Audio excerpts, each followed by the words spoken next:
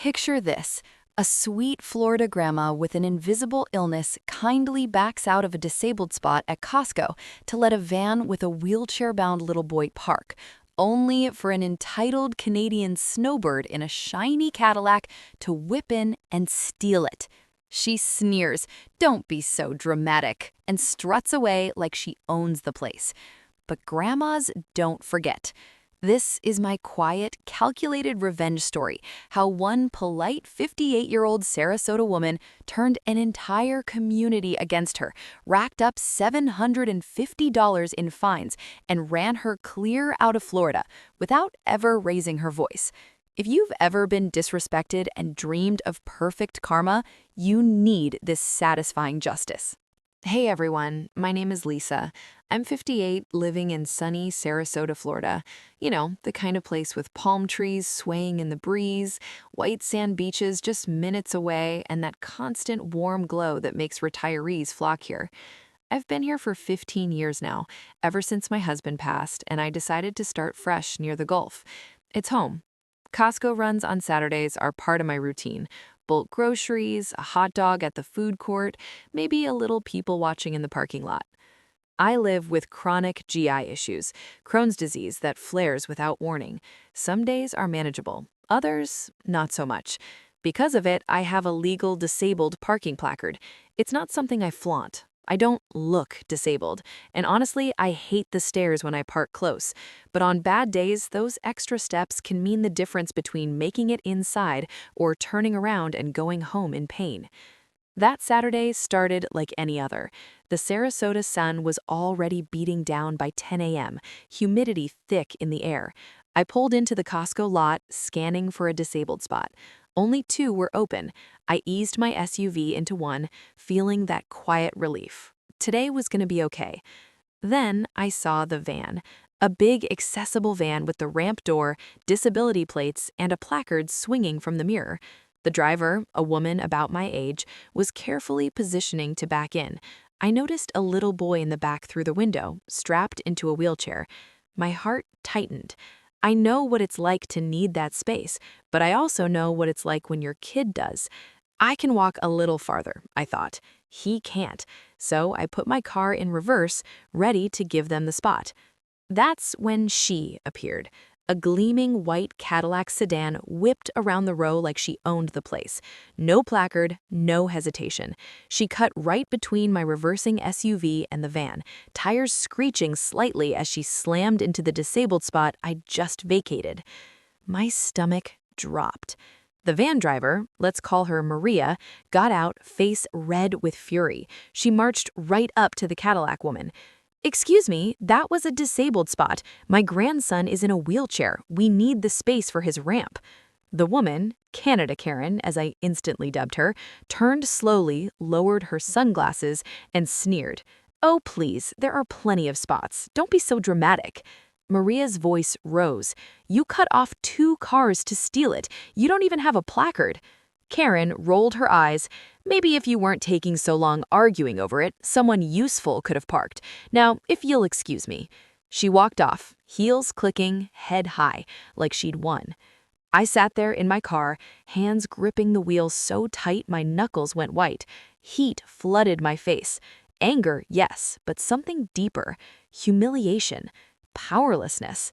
I wanted to say something, anything, but the words stuck in my throat. I'm not confrontational, never have been. Pick your battles, right?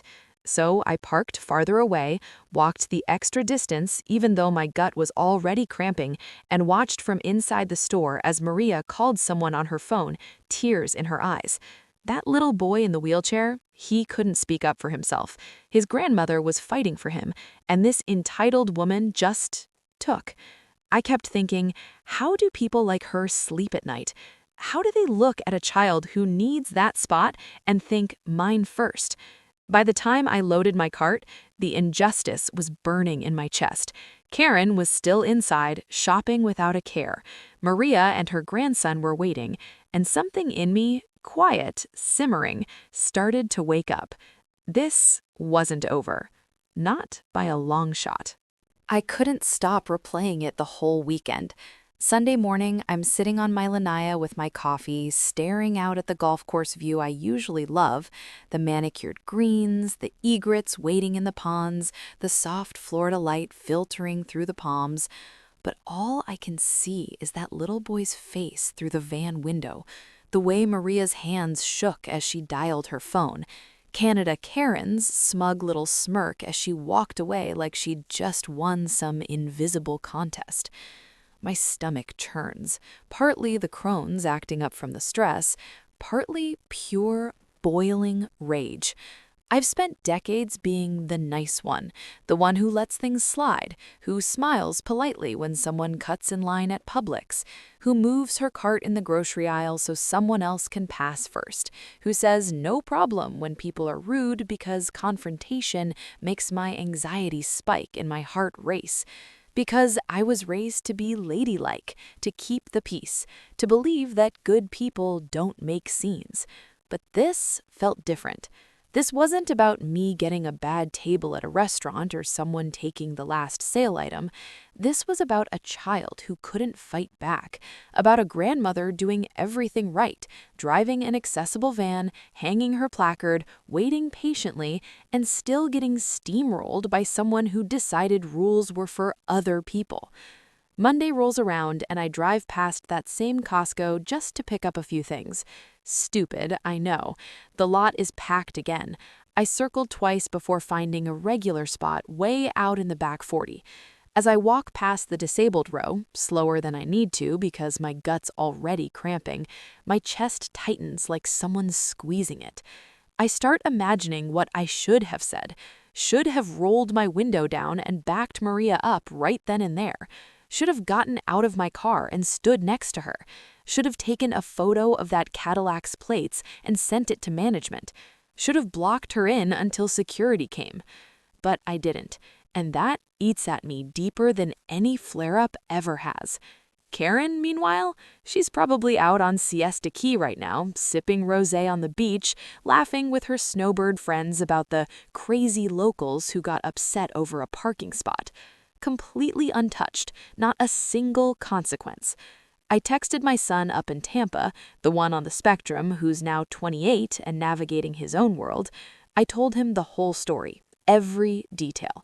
He replied almost instantly, "Mom, that's seriously messed up. That kid deserved better than that. You okay?" No, I wasn't okay. I felt small, weak, like I'd let Maria down, let that little boy down, let every person with an invisible illness down by staying silent when someone judged us as not looking disabled. And the worst part? In my head, Karen keeps doubling down. I can practically hear her voice on repeat.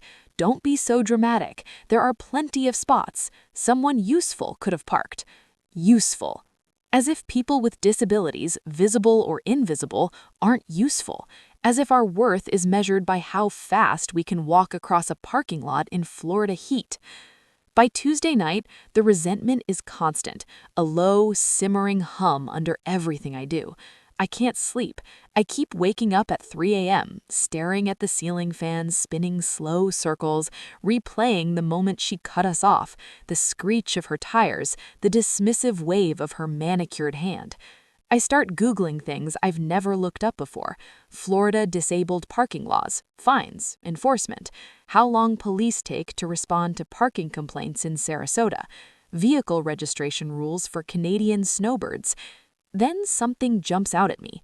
Non-U.S. citizens living in Florida longer than 6 months must register their vehicle here within 10 days or face a hefty fine. Karen bragged to the officer she'd been here about a year. My heart skips a beat. But what can I do now? I don't have her name, don't know where she lives. The moment's gone. Still, the seed is there. She thinks she got away clean. She thinks no one will push back. She thinks people like Maria, like me, are too polite, too timid, too old to do anything about it. The anger shifts from hot and helpless to something colder, sharper, more focused. I'm not going to slash her tires or scream in her face, but I'm done swallowing this. I'm done letting entitled people treat the vulnerable like inconveniences. Something in me has changed, and it's not going back. She has no idea what she just woke up, but she's about to find out. Wednesday morning, and I'm back at that same Costco.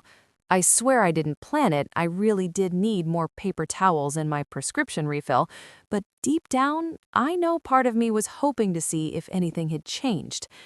The Florida sun was already brutal, the asphalt radiating heat as I pulled into the lot.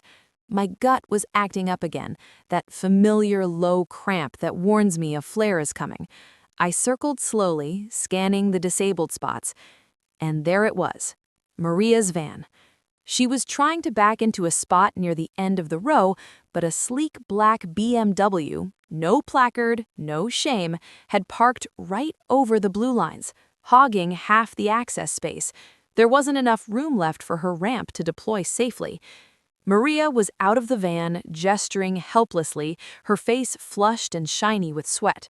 Her grandson sat inside, patient as ever, but I could see the frustration in his little shoulders. I parked in a regular spot and walked over, slower than I wanted because of the pain, and offered to help direct her. Between the two of us, we squeezed the van in at an awkward angle, but at least the ramp could drop. As she unstrapped her grandson and lowered him down, she looked at me with exhausted eyes.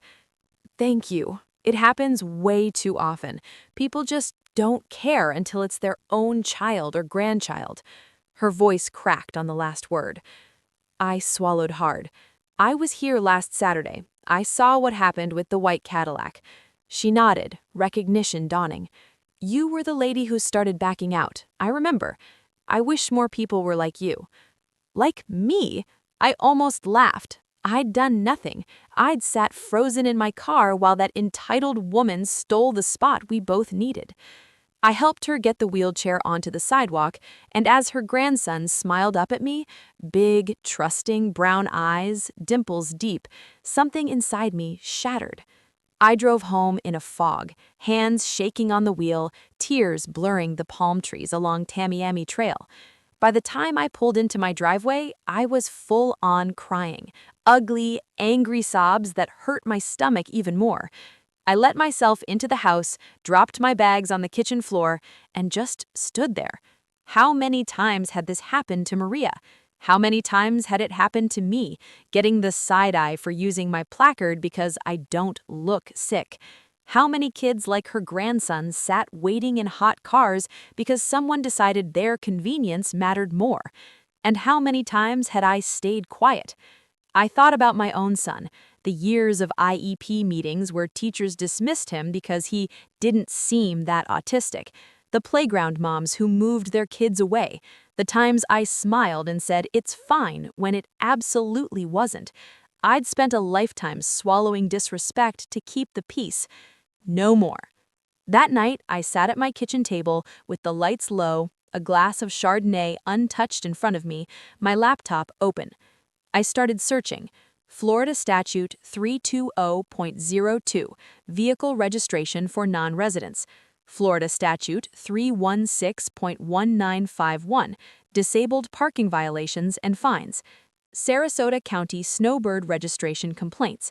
Local Facebook groups for neighborhood watch and disability advocacy. I read until my eyes burned. Then I found the forum post that lit the match. A Sarasota Moms group thread titled "Entitled Canadian Snowbirds Keeping Ontario Plates to Avoid Registration. Anyone else sick of it?"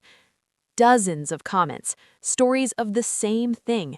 Cars with out-of-province plates parked in disabled spots, fire lanes, even loading zones. People dodging taxes, insurance rules, registration fees. One woman described a white Cadillac doing exactly what I'd seen. My pulse pounded in my ears. This wasn't just one rude tourist. This was a pattern, and Karen was part of it. I closed the laptop, looked out at the dark lanai, and felt the shift, deep and irreversible. Rock bottom wasn't tears anymore. It was clarity. Cold, sharp, unstoppable. I wasn't going to scream at her in a parking lot. I wasn't going to wish for karma and hope it showed up. I was going to make sure it did. She thought she could come here, break rules, disrespect vulnerable people, and glide away because we're too polite, too old, too tired, too scared to do anything. She thought wrong. I wiped my face, stood up straight despite the cramps, and whispered to the empty room, "You messed with the wrong grandma." The decision was made. No turning back. I was going to make her pay. Every single penny. And I was going to do it quietly, perfectly. So she'd never see it coming. Until it was too late. The next few weeks, I changed. Quietly. Deeply. In ways no one around me would ever notice. On the outside, I was still the same Lisa everyone knew. Tuesday, water aerobics at the YMCA with the ladies from my neighborhood. Thursday, book club at the library. We were reading a cozy mystery that month, and I brought my usual lemon bars. Friday lunches at Der Dutchman with the widows group, where we traded stories about grandkids and complained about the rising HOA fees. I smiled at the right times, laughed at the jokes, nodded when someone talked about their hip replacement. Polite, unnoticeable, the sweet grandma in the floral blouse who always held the door for everyone. But inside, something new was growing. I started small, real small. I joined every local Sarasota Facebook group I could find without anyone knowing it was me. The neighborhood watch ones, the Sarasota rants and raves, the disability advocacy pages, even the snowbird complaint threads that pop up every winter. I made a burner account, Gulf Coast Resident 62. No profile photo, no friends, just a blank silhouette. At first, I only lurked, read every post about entitled parking, illegal plates, people abusing disabled spots, story after story, the same frustration, the same helplessness I'd felt. Moms with strollers blocked by bad parkers, veterans with invisible injuries getting dirty looks, grandparents like Maria struggling with wheelchairs while someone in a luxury car took the close spot just for a minute. Then I started printing things, Florida statutes on vehicle registration for non-residents, highlighted the key parts in yellow, disabled parking laws and fines, how to file anonymous reports with Sarasota PD, even the Costco corporate complaint form.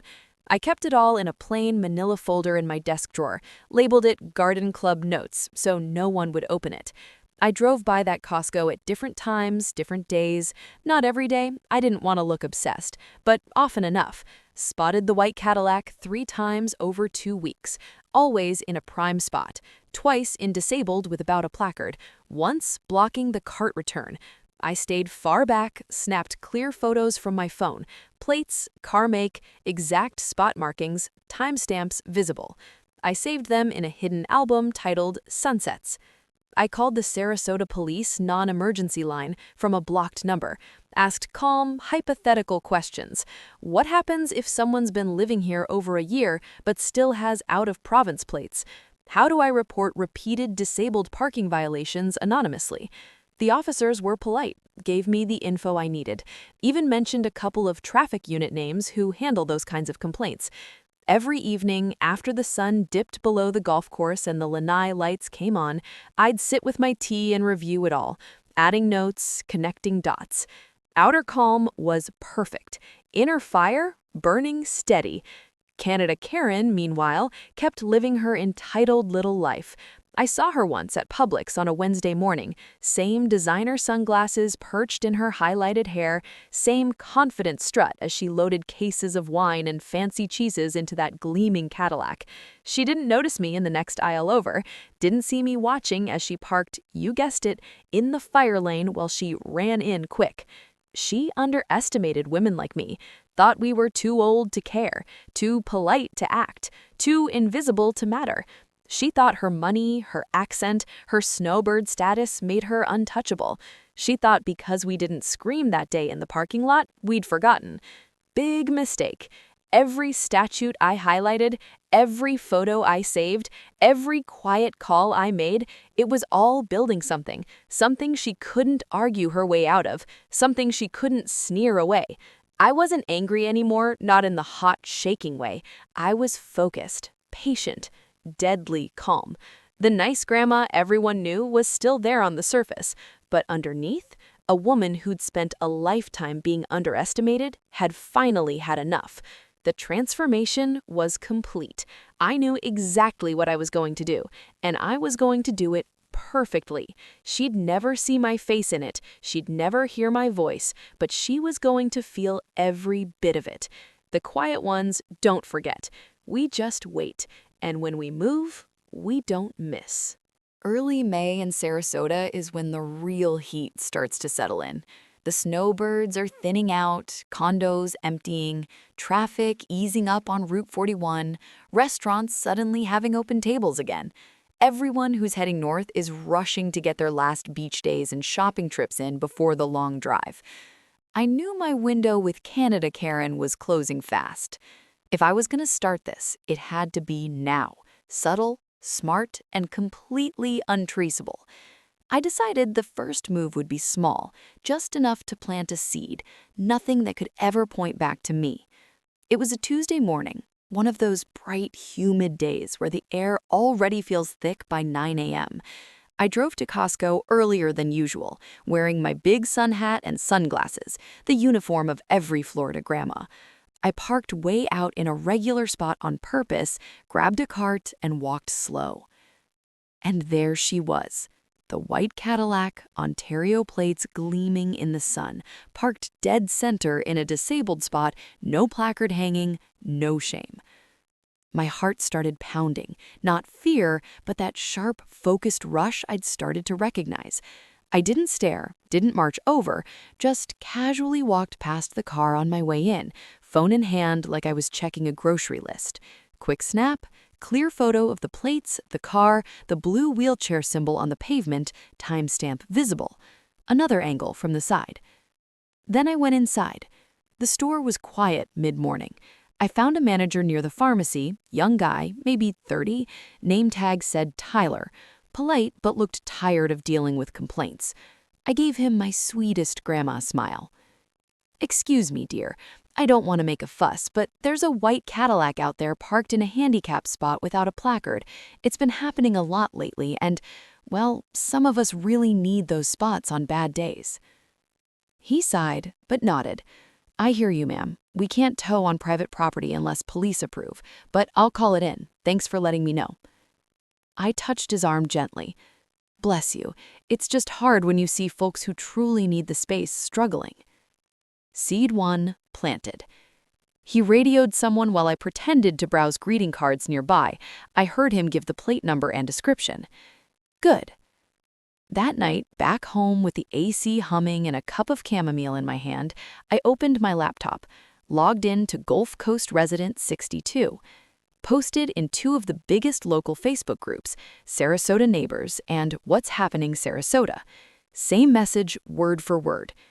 Anyone else noticing a white Cadillac with Ontario plates repeatedly parking in disabled spots at the University Parkway Costco? No placard. Seen it multiple times now. Just frustrating for those of us who actually need the access. Attached the photos, plates blurred just enough to avoid trouble, but the car, spot markings, and lack of placard crystal clear. I hit post and closed the laptop. By morning, the comments were rolling in. "Oh yeah, I've seen that car. Same one at Publix at Auntie last week. Classic snowbird move, keep Canadian plates to dodge registration. Why do people think rules don't apply to them?" Dozens of reactions, shares, people tagging friends. Someone even commented, "I'm calling it in next time I see it." Seed 2, sprouting fast. Then the third move, the quietest but maybe the strongest. I picked up my phone, blocked my number with *67, and called the Sarasota Police non-emergency line. The dispatcher answered, friendly but bored. "Hi there," I said, keeping my voice soft and a little shaky, the harmless old lady act. "I don't want any trouble, but I've noticed a vehicle with Ontario plates that's been in Sarasota well over a year and still hasn't registered in Florida. I think that's against the law. It parks in handicapped spots a lot without a placard, too. I just worry about safety." I gave the plate number slowly, described the car, mentioned I'd seen it frequently at Costco and Publix. She typed it in. "We'll have an officer check it out, ma'am. Thank you for reporting."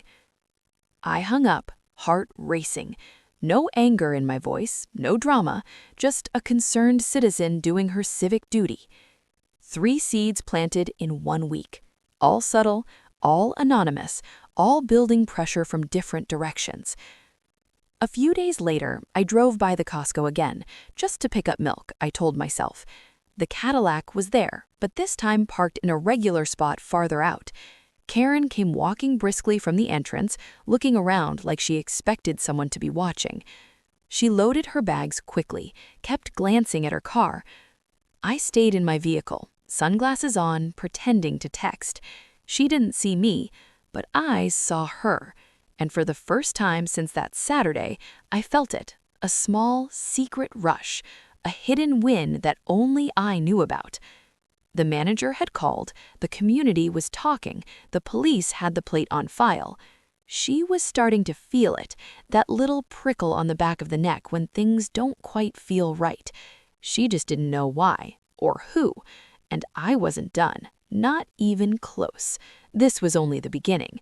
The real pressure was still coming, and when it hit, she'd never trace it back to the quiet grandma smiling in the next aisle over, the one she'd dismissed without a second thought. Big mistake. The game had started, and I was playing to win. June rolled into Sarasota like a wet blanket. Thick, relentless humidity that made even a short walk to the mailbox feel like a chore. The snowbirds were mostly gone now, heading back to Canada or the Midwest, leaving behind empty condos and quieter roads. But not all of them. Canada Karen was still here. I kept tabs without ever getting close. A quick drive-by at Costco, a scroll through the local Facebook groups at night. The white Cadillac was still making appearances. Not as bold as before, but old habits die hard. She'd park in disabled spots less often now, maybe 1 out of 3 trips. The rest of the time, she'd take a regular spot closer to the door, or even the fire lane when she thought no one was looking. But the pattern was breaking, slowly. And the reason? The pressure was working. It started with the store employees. After my chat with Tyler, the manager, word spread among the staff. Costco workers talk, especially about repeat offenders. One day, I watched from inside as a different employee snapped a photo of the Cadillac with his phone and radioed it in. Another time, a security cart rolled up while Karen was loading her trunk. She argued, big gestures, raised voice, but ended up moving the car anyway, face red as she drove off. The Facebook groups were on fire every time someone spotted her. Ontario Cadillac at it again, this time blocking the cart return at Costco. Same car in the fire lane at Detweiler's Farm Market yesterday. Anyone else reported the plates to Sarasota PD yet? Photos poured in from strangers. Clear shots of the car in illegal spots. People tagging the official Sarasota Police Department page. Comments piling up. This has been going on for months. Classic snowbird entitlement. The posts got hundreds of reactions, shares across neighborhood groups. Someone even made a meme, a cartoon Karen with a crown parking over disabled symbols, captioned, "Rules? In Florida? Never heard of them." Karen couldn't miss it. You don't need to be named for it to sting when your exact car is the star of every complaint thread. Then the police stepped up. After my anonymous call with the plate number, they started showing up faster. I was there one afternoon, purely coincidence, grabbing rotisserie chicken, when a patrol car pulled into the lot just as Karen emerged with her cart. The officer waited by her Cadillac. When she approached, he pointed at the disabled spot she'd taken. She started with the charm, big smile, Canadian politeness turned up, but he wasn't having it. Ticket written. $250 for unauthorized use of a disabled space. She argued loudly, "I was only in there for 10 minutes. I have a bad knee. Doesn't that count for something?" He just handed her the citation and walked away. She crumpled it in her fist, muttering as she drove off. A week later, another ticket. Same spot, same offense. Then a third, this one for parking in the fire lane at Publix. The fines were stacking. I heard through the groups that she'd started asking around her condo complex. "Someone's got it out for me. The cops keep showing up wherever I go. It's like I'm being targeted." Her neighbors shrugged. Some smirked behind her back. She was getting paranoid. parking farther out some days, checking over her shoulder, driving slower out of lots like she expected lights to flash behind her. Confusion turning to frustration, frustration turning to anger. She posted once in one of the groups, from her real account, big mistake, "This is ridiculous. People need to mind their own business. One parking spot and suddenly I'm public enemy number one?" The comments tore her apart. "Ma'am, it's been dozens of spots over months. Register your car in Florida like the law says, and maybe people will chill. Disabled spots are for people who need them, not convenience." She deleted the post within hours, went radio silent online, but the damage was done. Her confidence was cracking. She still didn't know who started it, still didn't connect it to the quiet grandma from that first Saturday. To her, I was invisible, just another dramatic local she'd dismissed. And that was perfect, because the pressure was only building. The stakes were getting real now.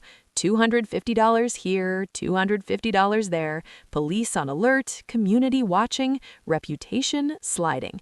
She was starting to feel cornered, trapped by something she couldn't see or fight directly, just like Maria had felt that day, helpless, watching someone take what her grandson needed, just like I'd felt, small, silenced, steaming in my car.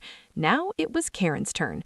The systems I'd nudged into motion were doing their job. Store policies, community outrage, law enforcement, all closing in.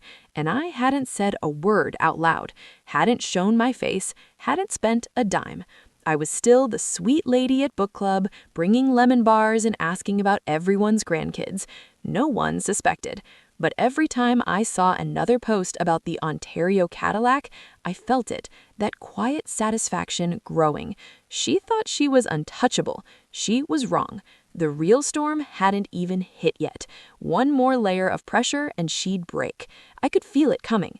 And when it did, there'd be no polite Canadian apology that could fix it. Just consequences. Finally, the kind she earned. One entitled parking spot at a time.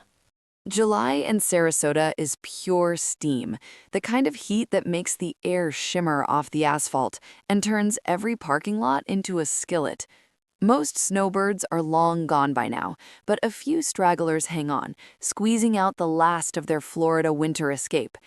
Canada Karen was one of them, but her carefree days were over. The systems I'd quietly set in motion were closing in from every direction now, like multiple nets tightening at once, and there was no polite way for her to wriggle out. First, the police had enough. After months of anonymous reports, tickets for disabled parking, and that plate number circulating in their system, the traffic unit finally ran a full check. White Cadillac, registered in Ontario, owner listed as her, full name on file from previous tickets, Florida address linked through condo association records and utility bills, confirmed residency, over 14 months continuous, violation crystal clear. Florida law doesn't mess around. Any non-U.S. citizen establishing residency longer than 6 months must register their vehicle in-state within 10 days. Fine for non-compliance, $500 base plus fees. They didn't rush it, waited for the right moment. I kept feeding the fire, carefully. One more anonymous call to the non-emergency line in early July. Just following up on that white Cadillac with Ontario plates, still see it parking illegally in disabled spots around town, seems to be a habitual thing. The dispatcher sounded almost bored. "We've got it flagged, ma'am. Appreciate the update." Flagged. That word sent a quiet thrill through me. Meanwhile, the Facebook groups had turned into a full-on watch network. Hundreds of members now. Someone started a running thread, Ontario Cadillac Sightings 2025 edition. Every spot she took, disabled, fire lane, over the line, got posted within minutes. Photos, timestamps, locations. Spotted at Costco University Parkway, disabled spot, no placard. Same car at Publix on Cattleman, blocking 2 spots. Ontario plates lady arguing with security at Detweiler's again. People weren't just complaining anymore, they were acting, calling police in real time, filming her confrontations, tagging Sarasota PD and Sarasota County Sheriff in every post. Costco management went further. After the 10th or 12th complaint directly to corporate, some mine, most from strangers who joined the cause, they issued an internal note. No official ban yet, but staff were told to monitor that specific vehicle, photograph any violations, call police immediately, deny prime parking access at their discretion. I watched it happen one afternoon. Karen pulled in, aimed for her usual disabled spot. Employee in a vest was already waiting with a radio. She had to park 3 rows back, came storming out of her car yelling about harassment and targeting. The employee just smiled and said, "Policy, ma'am." Her face, tight lips, flushed cheeks, eyes darting, was pure stress. She looked smaller, older, worn down. I heard snippets through the grapevine. Book club friends whose cousin works at the condo pool. Karen had stopped joining the ladies' mahjong games, kept complaining to anyone who'd listen. "Someone's stalking me, reporting every little thing. The police are harassing me. It's unbelievable." Her neighbors started avoiding eye contact. Some outright rolled their eyes when she brought it up. She'd become that woman, the entitled one everyone whispers about. I sat on my lanai some evenings, watching the sunset paint the sky pink and orange over the golf course, iced tea sweating in my hand. And I reflected. I thought about Maria's tears that first day, about her grandson waiting patiently in the heat while an able-bodied woman took what he needed, about every time I'd swallowed judgment for my invisible illness, about all the quiet people who smile and move on because fighting feels too hard. The pain wasn't burning anymore. It was fuel, clean, steady, purposeful. The trap was almost closed now. Police ready with the registration violation, community united in outrage, store policies enforced, social circle shrinking, all converging. Karen was unraveling, snapping at cashiers, driving erratically out of lots, checking her rear view like she expected lights to flash any second. Paranoia, isolation, real consequences.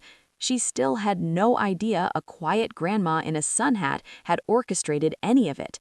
She thought it was random bad luck, or jealous locals, or overzealous cops. She thought she could wait it out, head north soon, let it blow over, come back next winter like nothing happened. But she was wrong. One final push, and the whole thing would collapse on her. The big fine was coming. The public humiliation was coming. The moment she realized she couldn't charm or argue her way out. I could feel it, right there on the horizon. Imminent. Unstoppable. She'd started this by looking at a disabled child and thinking, my convenience matters more. Now, the world was showing her how wrong she was. And I hadn't raised my voice once, hadn't shown my face, hadn't broken a single law, just nudged the scales back towards fair. The emotional payoff was so close I could taste it.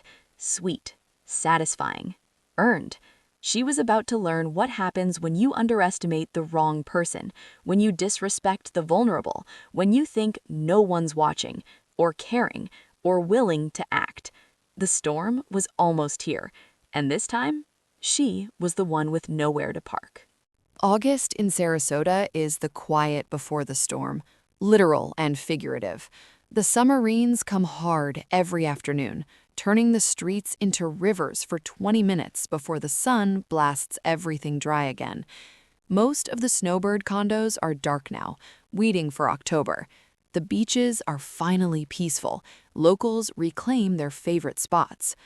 I decided it was time to stop hiding in the shadows. The pressure had done its job. Karen was rattled, ticketed, watched, but it was all scattered. Anonymous posts, random calls, individual complaints. No one knew the full story. No one understood why this one white Cadillac had become the symbol of everything wrong with entitled visitors. It was time to connect the dots, publicly. I waited for a humid Thursday evening, the kind where the air conditioner runs nonstop and everyone's inside. I opened my laptop on the kitchen table, glass of iced tea sweating beside me, logged into Gulf Coast Resident 62 one last time. Then I wrote the post that would light the match. posted it in every major Sarasota group: Sarasota Neighbors, What's Happening Sarasota, University Parkway area residents, even the big Snowbird complaints page.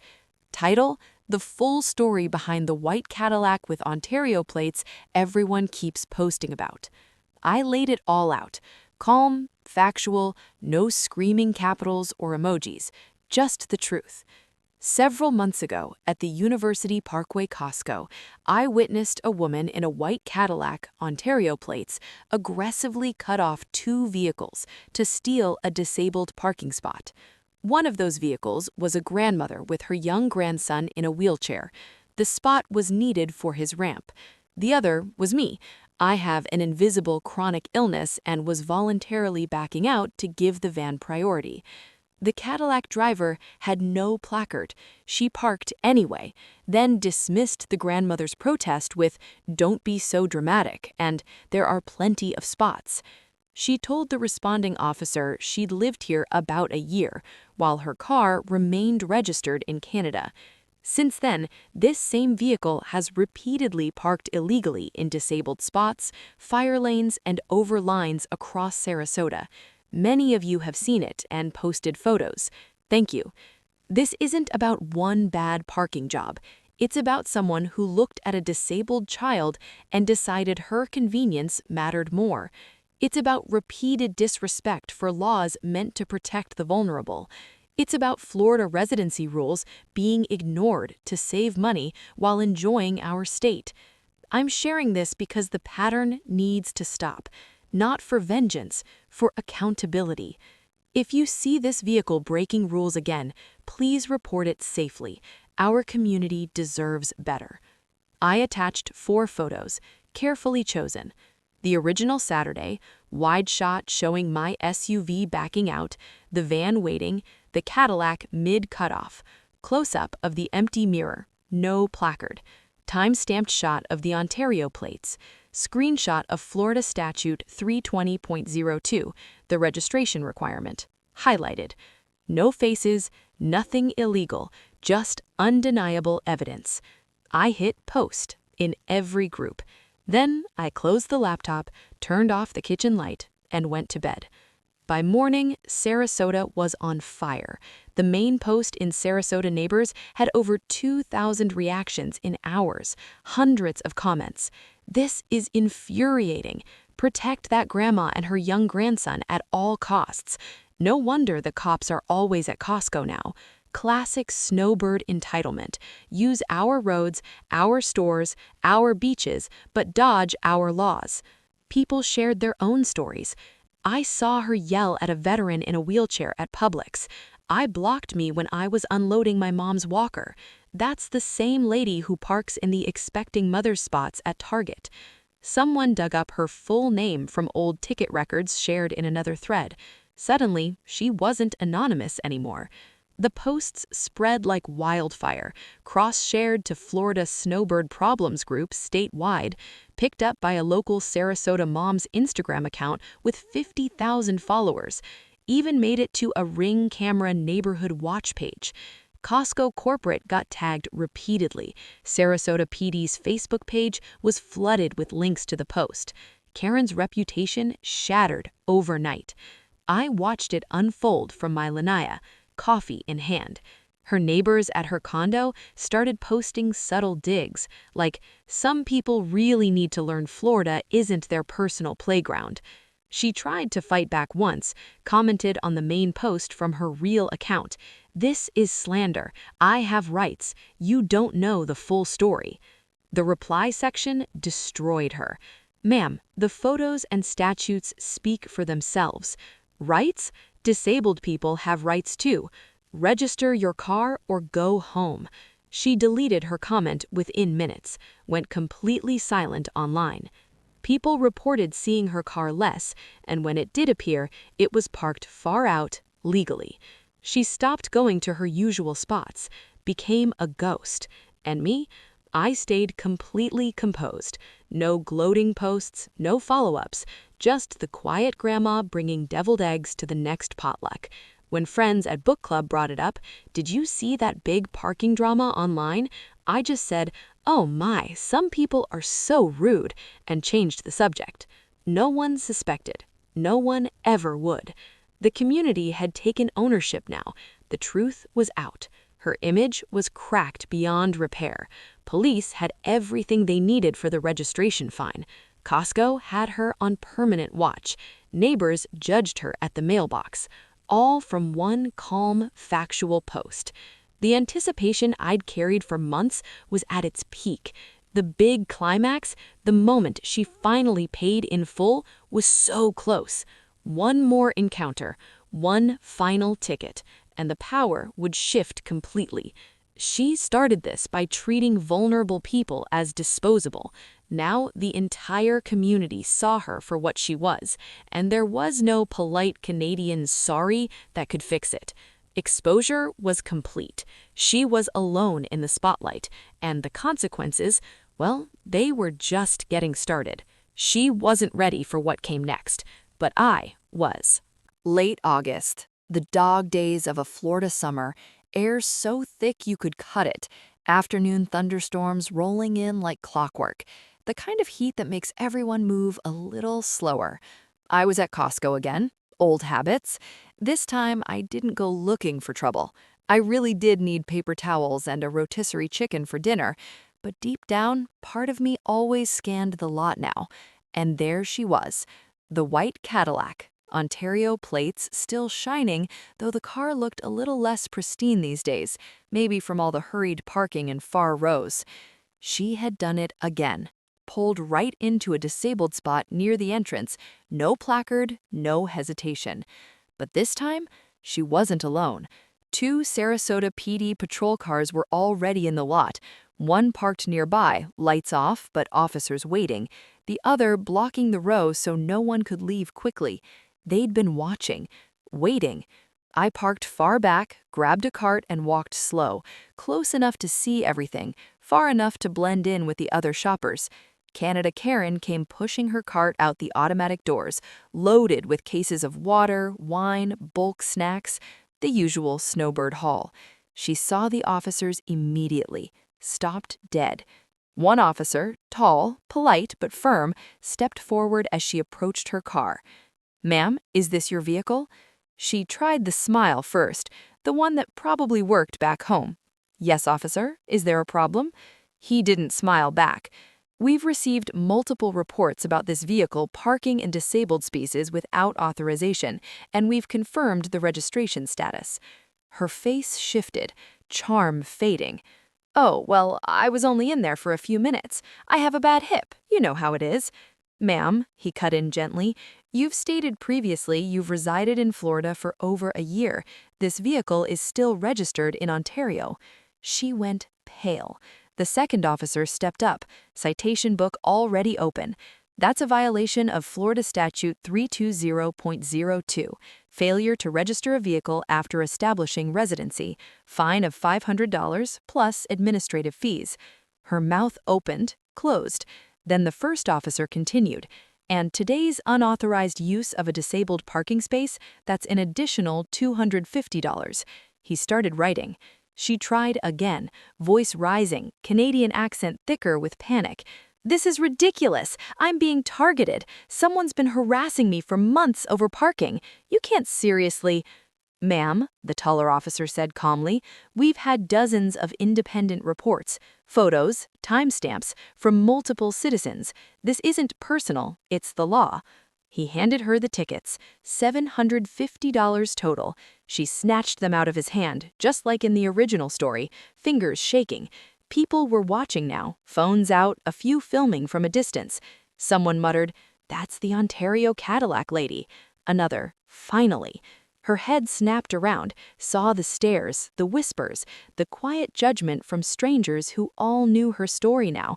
No charm left, no defense, no escape. She threw her bags into the trunk haphazardly. A bottle of wine clinked hard against something, slammed it shut.